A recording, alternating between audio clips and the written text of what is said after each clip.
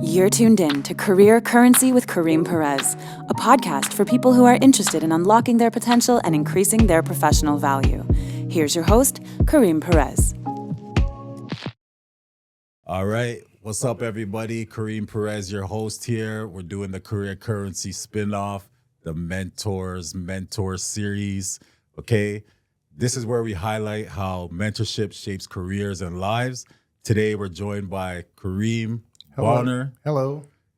A digital marketing leader with over 15 years experience in the game, and Kojo Darkwa, a recent finance graduate, passionate about corporate finance and real estate development. What's special about their story is how two people from different fields came together to build as brothers, build meaningful mentorship journey. So to kick things off, let's go back to the beginning, guys. Okay. Yeah. Thank you for coming through. Always. Appreciate having you guys. So let's talk about how did you guys link up in the beginning here? Let you go with this one. Yeah. So back in undergrad, we had a mentorship program for Black students. Nice. So initially I was mapped to, so basically they map us according to our fields of interest and like basically career wise.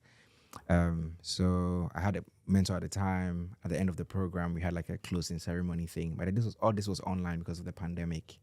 Okay. Like this was like 2021, 2022. Yep, around correct. that time. So you had a mentor before? Yes. Okay, From the not program. Kareem. Not Kareem. Okay. Nope. Yes. And the closing ceremony, they put us in breakout rooms, and then I was put in his breakout room. So just like through discussions and stuff, I was like, okay, this is someone that seems interesting. And let me reach out to him after the program ends. So I think I added him on LinkedIn. Correct. And then reached out saying, I just want to have like a conversation. I wasn't even thinking of mentorship yet. Okay. So I just wanted to have a conversation. He seemed like someone very interesting. Wanted to talk to him. So then we had an initial conversation. Yep. Over Zoom. Yeah, we had a Zoom. We set it up. We set up a Zoom. Yeah, we set up a Zoom. Got to know each other, and then after that conversation, we started like a recurring, like monthly check-in. So I want to stop there, really. Yeah.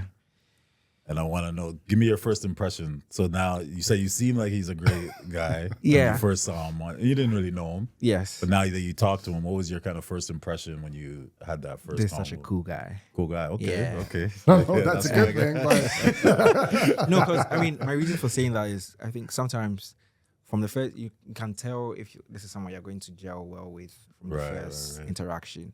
So some people can come off as very strict, very standoffish. yeah. But then you have like a more approachable, more relaxed. Very approachable. Someone who was interested in like knowing who I was and background and stuff like that. So Okay. Yeah. And then Kareem, so tell me, what was your first impression of Kojo? This I want to know because I mean, the funny thing is that when he first reached out, I was just like, who is this guy? But the way he reached out was very professional, was very energetic.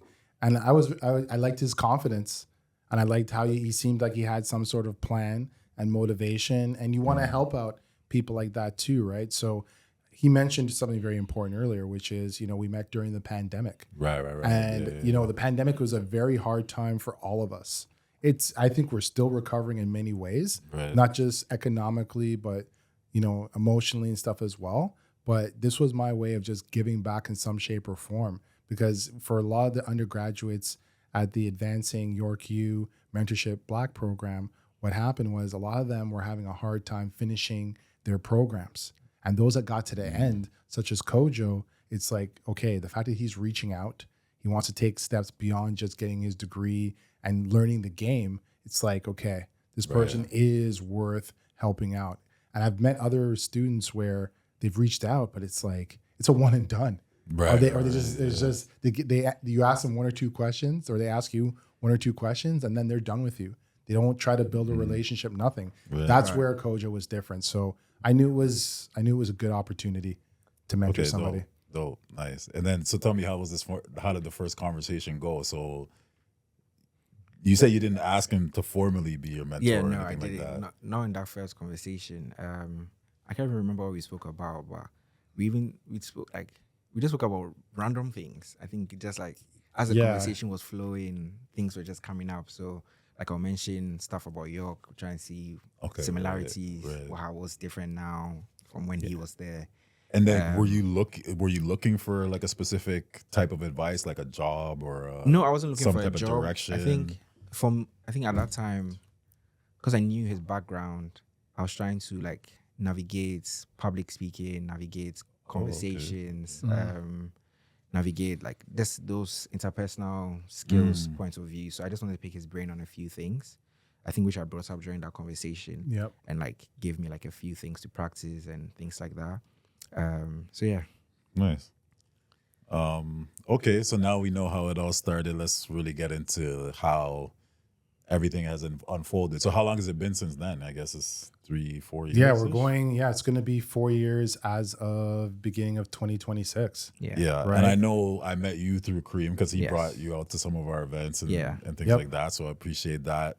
But can you talk about like if there's a specific story or a moment where the mentorship dynamic really made an impact for you? I think it's just having someone who genuinely is interested, because I wouldn't say we had like we had a momentum going, but then obviously schedules and stuff come up. Okay. So even though our schedules sometimes clashed, it could be a quick phone call. I could be walking home from work. You just go on a phone call with me just to understand like how my day went, how the week, like the month that we didn't speak, what has been going on, what's new. And I think I really leaned on him a lot for like once again back to the like he's such a good. I was telling him on our way here, he's such a good conversationalist. Like we had a conversation the whole car ride here today, and that's just how our mentorship has been. So just picking up on those little things that he has and trying to implement them in my life as well is something that I've really. Okay. And do you feel like, did you have any kind of structure to it, or do you feel like you were reaching out or he was reaching out? Like, how did that dynamic play out? So we had like a recurring. Yeah, we had basically Okay. we had recurring, Like a calendar. We had recurring meeting. meetings, but Yeah. then also too, Like how often? Like weekly, monthly? I would probably say it would depend on the month. Yeah. Sometimes Okay. sometimes it was bi-weekly. Yeah. Sometimes it might be 2 weeks in a row, and then we lose touch Right, for a couple of weeks. But Yeah. we always were. We were in consistent contact with each other at least once a week, whether it was a text message or Okay, WhatsApp. That we never lost sight of continuing to connect. Yeah. Because I think also too, he was one of my first mentee groups during the pandemic. So it was like one of the things as a mentor, is you want to make sure to keep the rhythm going, because if you keep missing connecting or whatever, like you're gonna ghost them unintentionally. And then that's where you lose momentum, they lose confidence, and then you could put them in a situation where, they're not going to want mentorship again, and they'll feel alone. And unless they have the individual confidence, they're not going to move forward the way they want to. Okay, right? so yeah, I think that's really dope, right? And I just want to kind of dive into that a little bit. So what you're saying is, did you intentionally put fuel on the fire, essentially? Like, you didn't necessarily wait for him to come to you with something, you were like checking in with him as well. Yeah, I think I was, and I had to, because that's also making sure that I'm meeting what he's looking for and then some. Yeah. Right? Because when I was mentoring early during the pandemic, it was a hard time, because it was like you're working from home all the time. You're having to balance out all these different things. Now you're having to mentor these up and comers. But it's like, I learned early on that the moment that you miss 1 or 2 meetings, that's a wrap. Yeah. You know what I That's mean? good, yeah. So I know we have technology and stuff, but like at the same time, if you're not intentionally making the effort to reach out to people, it doesn't matter how things evolve. You're like, the relationship's going to end. Right. So he's still one of my mentees where I'm still heavily in touch with. And then getting somebody on this show today, I mean, he was one of the first to, accept it as well. So I was like, let's rock and roll. Right. Nice. So what inspired you to mentor in the first place? Like, you've been in marketing for a long time. Yeah. What was your first mentorship experience where you said, okay, I'm going to actually do this? I think the York one was the first because a lot of it also had to do with Black Lives Matter, with the racial and social injustices. I think one of the big things was me wanting to give that to the Black community, right? Because I think from my experience growing up and seeing others in my family and outside of it, a lot of people need mentorship, right? Even my son, like I mentor him to the point now where like, you know, he proactively comes to me for advice at times. And sometimes I ask him stuff too, because his generation and, you know, they look at things so much differently than us. I'm still a young buck, by the way, but it's just different. But like, I just felt like this was a great chance because not only was I giving back to the Black community, but it was also an opportunity to connect with other mentors as well. Like I've always had mentors, but at the same time, I've never been a mentor myself. Actually, that's not true. Like I've been a mentor from a father perspective and life, but like an official, like you're part of some sort of organization. I mean, the York U program was a great opportunity to see what happens, right? So I ended up dropping out of it for about a year or so. But I've actually rejoined into it just because now that I have more time, also I felt like I needed a bit of a break for a moment just because you know how it goes. Of course, right? But at the same time, it's like if I don't go back in sooner rather than later, like I'm never going to be doing this ever again. So I'm excited. I'm starting in the fall, which is next week. So, let's see how the next cohort goes, right? So, yeah. Okay. And then what's like the most rewarding part of guiding and supporting and mentoring somebody? Seeing their energy, seeing their happiness, seeing that they're moving forward, right? I think, when you mentor somebody, you're not always sure if they're listening to you, right? Because I'm gonna be honest, like I'm not gonna say all my situations I've been this happy ever after. There've been certain cases where like the mentee, we just didn't connect, or maybe they misinterpreted something on one end or the other, didn't keep the relationships going. So it's like you're also trying to deal with, not feeling like a failure yourself, right? But then I think as a mentor, I think you do the best you can. You try to win more than you lose, right? But then also you just want to make sure that you're at least giving back to one person one step at a time. And I think I go more with that mentality. So I think I'll be doing this for many, many years to come. That's good. Okay, so you kind of mentioned that you learn things as well. So obviously, like mentorship is a two-way street. Yeah. Sometimes it's like, okay, now formally you think it's somebody senior teaching somebody junior, and a lot of times, like even before I started mentoring and working with youth and things like that, I was thinking like, oh, I'm gonna give my knowledge and time and expertise, but then when you do it, you realize, oh, they're actually teaching me. They're giving me that energy and they're giving me those ideas and. This is something that fuels like the other aspects of what I do. Yeah. So I want to get the mentee perspective a little bit more and kind of talk about your impact. But what motivated you to seek mentorship, at that stage in your journey? So again, you said you had a mentor before. Yeah. What motivated you to like reach out? And again, not necessarily say I want a mentor, but doing that outreach and finding other people to support you on your journey. I think. Because at the time I did the program, I was in my third year. So obviously now pressure of what am I going to do after undergrad? How am I going to navigate this professional world? Another thing to mention was I am an international student. Right. So obviously coming to a new environment, I don't know how the professional setting looks like. So obviously needed that guidance along that, like how to approach networking, how to reach out to people, stuff like that. So I guess even with the program, they gave us like workshops and professional development like sessions. Right. So it was a full experience, but then also having that one-on-one person that you can like bounce things off of. Yeah, that's key. Bounce ideas off. I'm thinking of doing this. What do you think about this? How do you approach something like this? I think that was my thing. And I'm always looking to learn something new.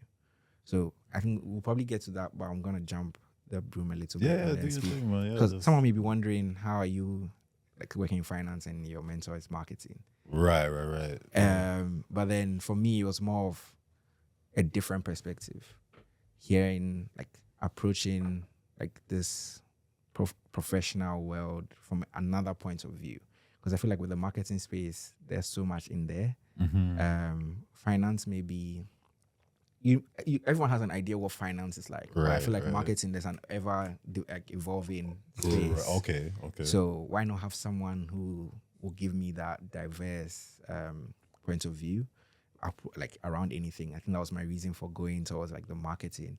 And maybe I think there was also a part of me that wanted to do marketing a little bit. Okay. Yeah. So, because like I've volunteered in some organizations where I took on the marketing space because I'm a creative. I enjoy the creative space.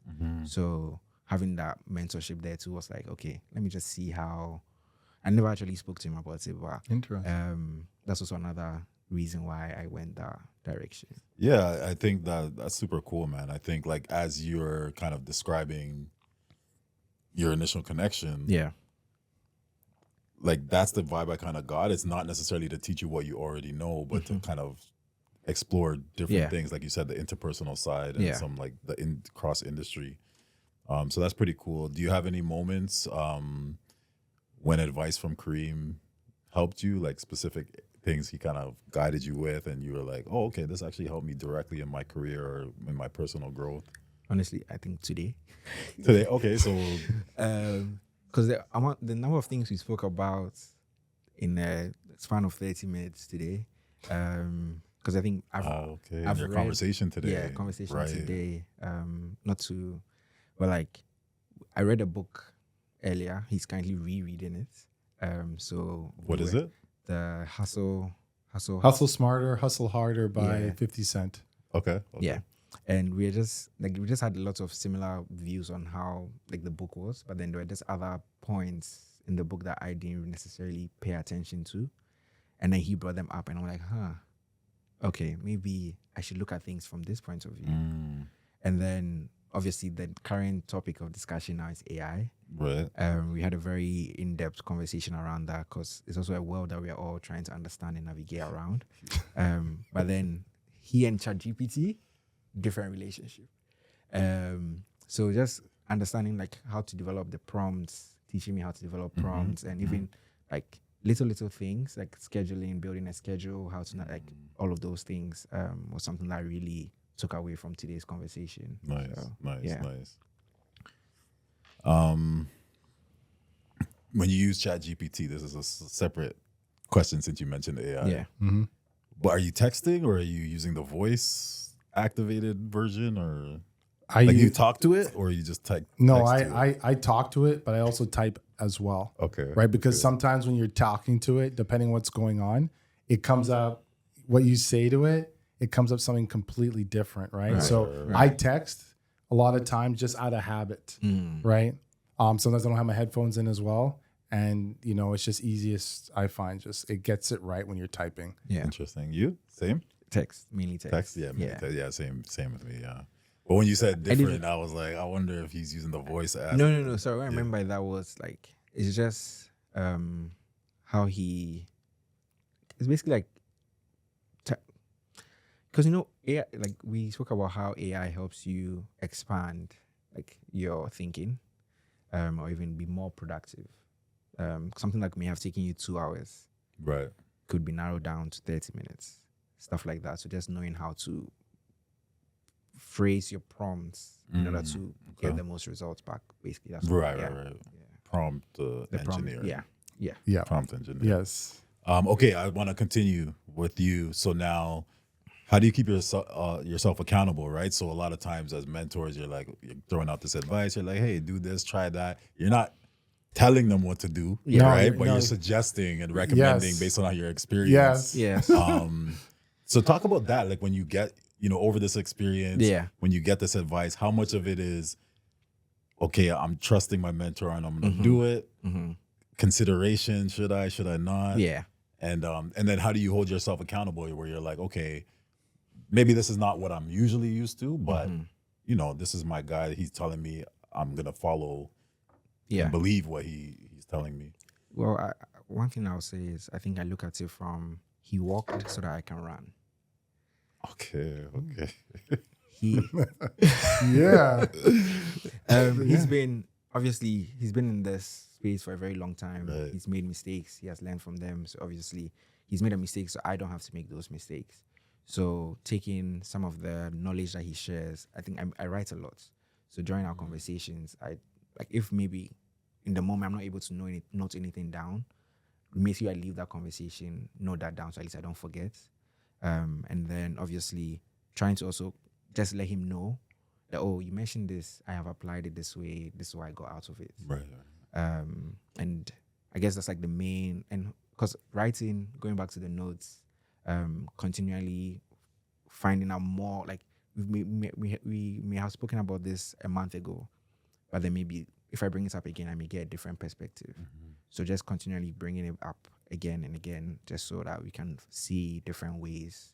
I can get like new insights as to how I can approach like certain topics that I may have brought up before. It's another way that I hold myself accountable. So it will be note-taking, repetition, and then just continually informing him as well. Yeah. Yeah. Yeah. No, that's good. That's really important. And I feel like that's probably what helped the relationship to grow and build. Is because sometimes as a mentor, you're putting out this advice. And like you said, if you don't hear back or, then you're kind of like, well, Yeah. you're not really, you're left in the dark in a way. Yeah, and you feel like demoralized a bit, is this really worth doing anymore, right? And I think, like I said to you earlier, like I ended up stopping the mentoring for a bit because I just needed a breather too, because it's a lot of work, right? And I think sometimes it's like, the NBA players after they win the title, they go on vacation for a couple of weeks, right? Yeah. To reset, recharge, and then come back fresher than ever, right? So that's the way I feel sometimes when I mentor, is that if I don't feel I'm getting the full value, then maybe it's a moment for me to reevaluate. Maybe I'm doing something wrong too, right? Because I mean, I have different responsibilities, both professionally and personally. So sometimes that takes up a lot of your time too. And I think what I would say to anybody, it's not even about mentorship, just life overall, is that remember this: there's 168 hours in the week, right? So you have a limited amount of time each week to get a lot done. Yeah. Right. So it takes a lot of planning, organizing, and also setting realistic expectations of what you can and cannot manage. Right. So I think I've been doing the mentorship, I know when is best times for me to meet. Like I feel like now I wouldn't meet people during the week, during like work hours, but it was different during the pandemic. Right. Now, if they want to meet, it's like, okay, if it's after work, I have essentially 30 to 60 minutes if they want to meet face to face to have a productive conversation. Yeah. Or I realize too, I have more of my energies on the weekend where, I don't have to think about work. We have more time to chill, pause, and, go into deeper conversations. Right. So I think if anyone's going to take up mentorship, I think it's just realizing to also pay attention to your limits and set a healthy schedule for yourself too. Do you have other mentees? I do still have other mentees, even though I dropped out of the York mentorship program. But I've had two that I've, excluding Kojo, that I've kept in touch with and helped them out with certain things over the last little while. One person, I've helped them apply to Obsidi's cohort academy. Okay, nice. Where, it's learning about coding, software development to eventually get a job, right? Another person, they needed a recommendation letter for a job that they were applying to. In both cases, the one person that was applying to the Obsidi Academy, I know they've moved forward in the process. And the other person, they ended up getting the role as well, right? So, yeah. And you? Do you have, because you said you had a mentor before, do you have just the one mentor or do you have a variety? I do have, I think I have one more. Okay. I got one at work as well. Nice. So one in finance space now, and then my marketing guy. Okay. Which is good, right? Yeah. It gives you like somebody Exactly. in-house that can help you with your day-to-day. Yes. But then you have somebody on the outside that can give you different perspectives. Exactly. No, that's really good. That's really good. Yeah. Okay, so we kind of talked about both sides of the journey here. What's the biggest thing you learned? The biggest thing you learned from each other. So, what's one of the biggest things that you learned from Kareem?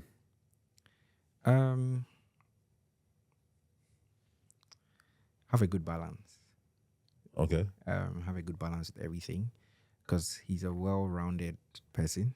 Does the jiu-jitsu, Yes. works like long hours a week, family, all of that, but he's still able to like be able to balance all of that. Because I think to some extent, starting work, I may have lost like my balance, because it was almost like work. Right. Just because you want to like present yourself in the best light, and then sometimes you may end up losing the life bit as well. Yeah. But then something I'm learning is you can be not a jack of all trades, but you can have a good balance with everything and still bring forth the best results. So I think that's like one of the key things I'm learning from, like trying to try as much as possible to find a balance with everything. And because that way you're not a one niche kind of person, but at least you have like other things that you can bring to the table as well. So yeah. Nice. And then reverse? Consistency beats intensity is what I learned off of him. Okay. Right. Nice. So the fact that he was consistent in terms of reaching out, meeting up, putting in the work, and he stuck to a simple schedule. It's just a reminder that, you know what, a lot of people at first start off really hard when it comes to achieving their goals, but they burn out. But they forget that as long as you're putting in the consistent effort daily, even if it's just 20 minutes a day, the fact that you start there and then you keep going and going and going, you're not going to stop, right? So when he reached out to me to become his mentor, like that stuck with me with him too, is the fact that he consistently puts in the work. I'm still there for him. You know, he can reach out to me anytime, but like he's going to be a serious player in his field of work in the next couple of years if he keeps working the way he is and keeping that consistent effort, and also working on his balance, which already after today I can already tell I'm not worried. So, yeah, that's good. And then so how you kind of mentioned balance, right? Yeah. But what else non-career related have you learned? So I had this mindset that if you go into a networking event, talk to everybody, or like you have to like try and talk to everyone as much as possible. Like it's a numbers game type of thing. It's more about I think I think he said something that is less about quantity and it's more about the quality of conversations that you're having. Because you may think that, if I speak to this like all these people, I'll be good. But then you may just have 2 conversations, and the quality, like the substance that you leave those conversations with, like something that you can hold on to forever. So I think that's something that I'll work now. That's why I apply. I don't go to a networking event thinking I'm going to talk to everybody. Right. But at least if I leave there with 1 conversation, that's good enough. If I leave there with 2, that's good enough. I don't need to leave there with 10, 11, 12. So that's something that I've really learned outside of, like, from him. That's a good one, yeah. Yeah. That's a really good one. And yourself? In terms of outside of the career side, but what have you learned from him in life in general? Yeah, I think it's just about family. Like Kojo talks a lot about family. Just remembering, be there for your family, be energetic, be supportive. Because I think that's one thing that I haven't really talked to him much about until today, just watching him, be in contact with his family and stuff. Because I think to be successful, and I've learned it the hard way, you need to have a circle of people that support you, right? And as you guys are aware, like I tore my Achilles at the beginning of the year, and I'm not gonna lie to you, that's probably been one of the hardest things I've ever dealt with. Because when you tear your Achilles, like you're paralyzed pretty much. Like you can't move. Even when you have surgery, like you're sitting there for weeks figuring out like what's my life gonna be like, right? I was also going through, figuring out my next career moves, these sort of things too. But it was like all that was put on pause after I tore my Achilles. But I came out of it better too, because I realized now that I know what my limits are. I know I gotta set my physical and mental boundaries. But I think also it's just the fact that if I didn't have the family and friends, including you guys, supporting me through this, like I don't think I'd be over 7 months later in the position that I'm in. I mean, I'm walking. I've been running again. I've been my weight training and stuff's getting is getting up there, and also BJJ. I'm going back and just after Labor Day weekend, but like, what if I didn't have family and friends, right? Like I would be on the opposite end. So that's one thing I've taken away from Kojo. Okay, that's deep, man. That's deep. Yo, for real, man. I really, really inspired and admire the connection and what it's done for both of you. You know what I'm saying? So that's dope. Thank you. Yeah. So, I mean, we can have a little bit of fun, chill, relax a little bit. So we have a little bit of couple of rapid fire questions. Okay. You know, you guys will give your own responses, but just one or two answers. So I'm gonna let the mentee go first. Yes. Okay. Okay. One no, word no. to describe your mentoring relationship. Impactful. Impactful. Just one, Kareem. Just one. One word.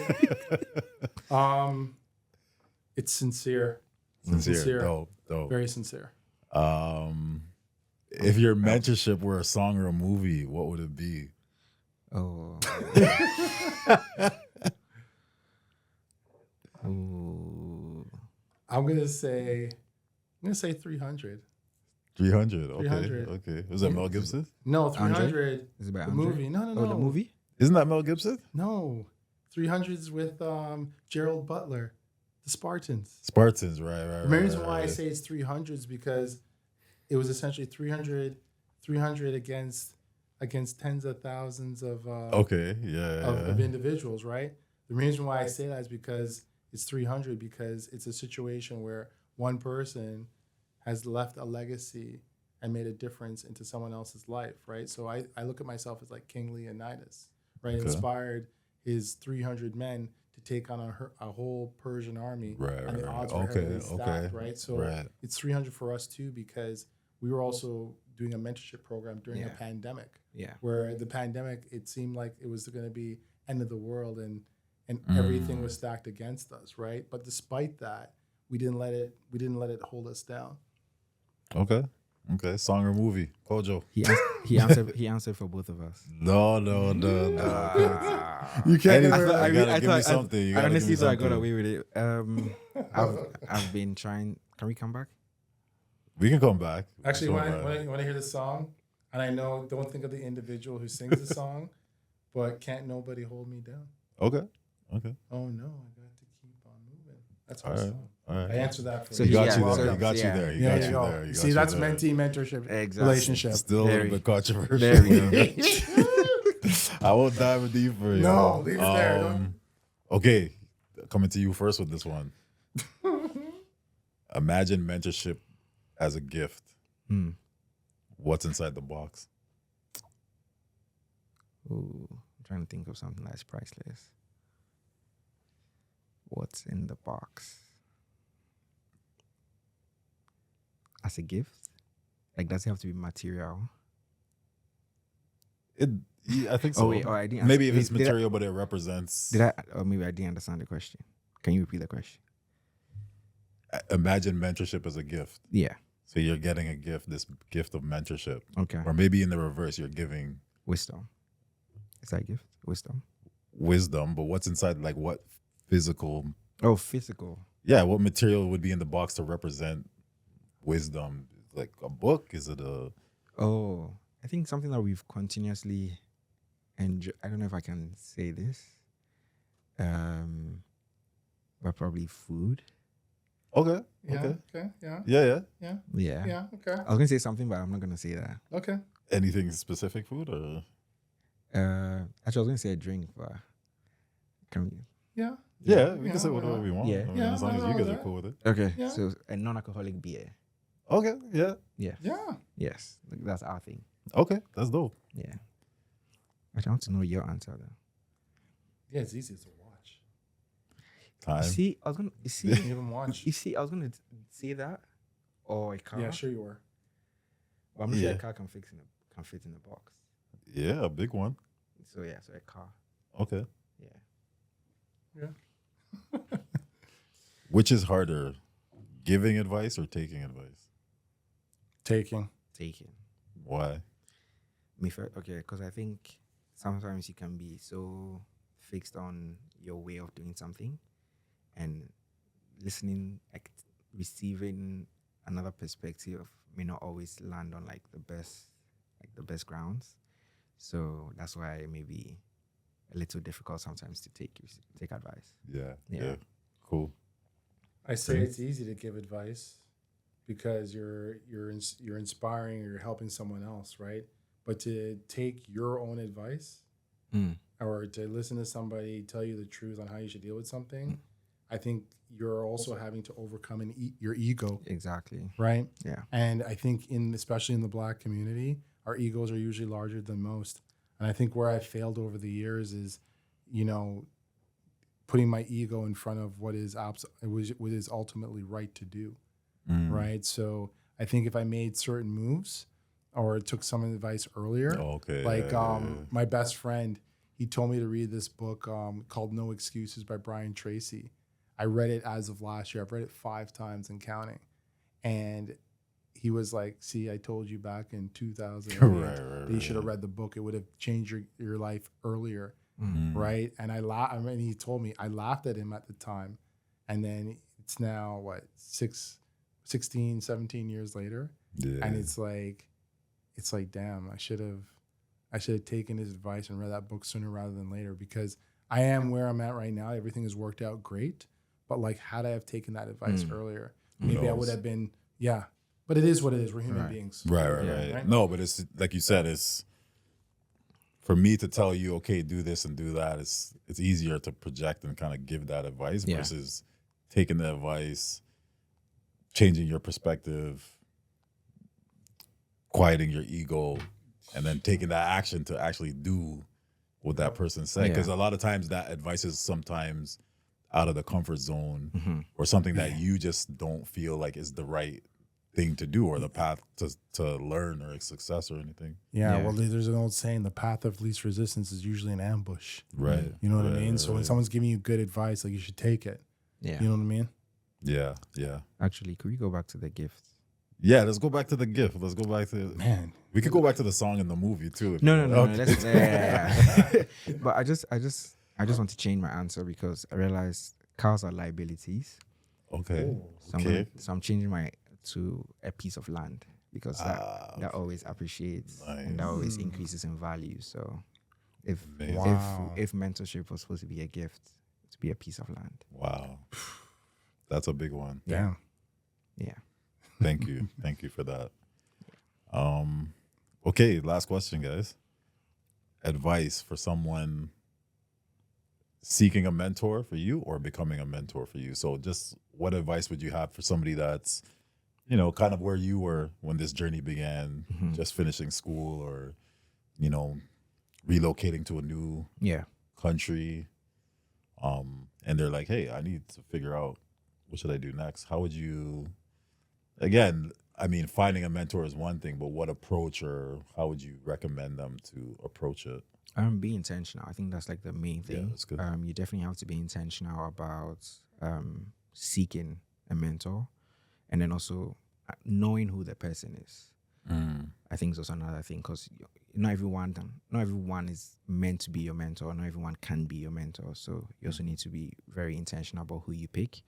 And I also think most of the time we expect to just receive value from our mentor, but then you should also be in a place to provide value to your mentor as well. So just as a mentee going into those conversations or those relationships, also thinking about, okay, what value am I also bringing to this person? Because they're giving me their time, they're giving me their wisdom. It can't just fall on loose ground, but I also need to be able to add something back to them. Great answer. Wow. Okay, and Kareem, advice for anybody that's thinking about becoming a mentor? Be very honest if you want to truly be a mentor. And what I mean by that is I see a lot of people that become mentors because it looks good on their resume, right? And they think it's just a quick thing to do. You have to, if you're going to be a mentor, you have to remember that you're inspiring somebody and you're trying to help somebody get to the next level, right? I find a lot of mentors that are out there. There are some that are doing it for selfish reasons.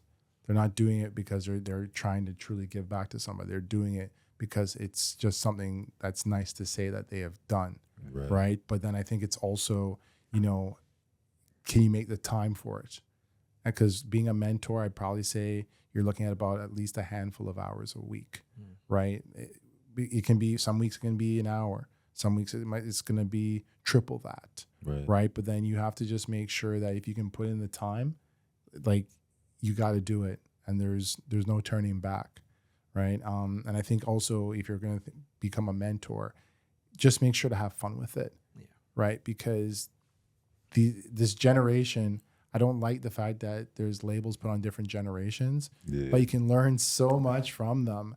I mean, they can teach you about ChatGPT. They can give you a perspective that's very fresh, right? It's not the status quo that you've been listening to from your family and friends that you've known for decades, right? But I think it's just, having that energy and having fun with it too, I think helps to make this a really fun experience for the mentee and for yourself. So what are some of this is like a last question type of thing, but you can ask me all night. What are some of more of the fun or things you guys done together that's not necessarily like career specific? We saw a movie. We did? Yeah. What movie was that? I can't remember, but one of the Marvel ones, I think. Yes. Oh, okay. Yes. Like Black Panther or something? No, it wasn't Black Panther. No, this was 2023. There've been so many Marvel movies. Yeah. There was one. I totally forgot about that. Yeah. It was good though, right? Very, very. Was it Okay. was it Shang-Chi? No, I have a picture on my phone. I have to check. Wow. We'll find out after. Yeah. But Okay. I find for us, like us doing this today, Yep. I think is a highlight. But then also too, we've met for lunches and dinners and stuff as well, where it's been organic. We go in there. We're not going in with, okay, here's what we can accomplish today. It's been more like, hey, how you doing? And like, let's talk. And all of a sudden, you come out of those lunches and whatever, and like, we talked about non-alcoholic beer, and we talked about the stigma about drinking all the time. Okay. Right? Because sometimes you go to, even when we were at Joey's today, right? You could tell that the server wasn't impressed by the fact that I wasn't ordering an alcoholic beverage. I'm like, of course not, because number one, I want to feel good for this podcast, but number two, I'm driving. So I don't want to be pulled over by an officer and they're like, how much have you been drinking? And I'm like, I only had one beer. And then all of a sudden it goes down that rabbit hole, right? So it's just, with that, we're just talking about the fact that you don't always have to have a drink to have a good time. And I think it's important, and this is my view, if you want to drink, get high or whatever, that's on you. Yeah. Fine, good luck. But I find doing any of the sort of that stuff, it prevents me from being productive, especially during the week. So if I do have a drink, I'm not a big drinker, but if I was to have one, that's a Friday night thing. Saturday, not so much, because my recovery time just isn't the same as it was 5 years ago, right? So, yeah. Okay, well, thank you, brothers. I gotta give you some. Always. Right. Thank you guys for coming through Thank the you for having us. Mentor series. It was amazing just to hear you guys, how you connected, your perspectives on mentorship, and myself and the Tech Effect. Mentorship is one of our biggest pillars. So to see it kind of live in action just validates the things that we think and say and talk about. So appreciate you guys coming through, dropping keys, dropping some knowledge and some info. So there you have it. Make sure you check out Kareem Bonner, Kojo Darkwa. Connect with them online. These brothers are doing great work. But that's it. I'm your host, Kareem Perez. Make sure you follow us, The Tech Effect. Subscribe to our podcast, The Career Currency. And we're going to see you guys again soon. All right. This is the Mentor series. And I'm signing off. You're tuned in to Career Currency with Kareem Perez, a podcast for people who are interested in unlocking their potential and increasing their professional value. Here's your host, Kareem Perez.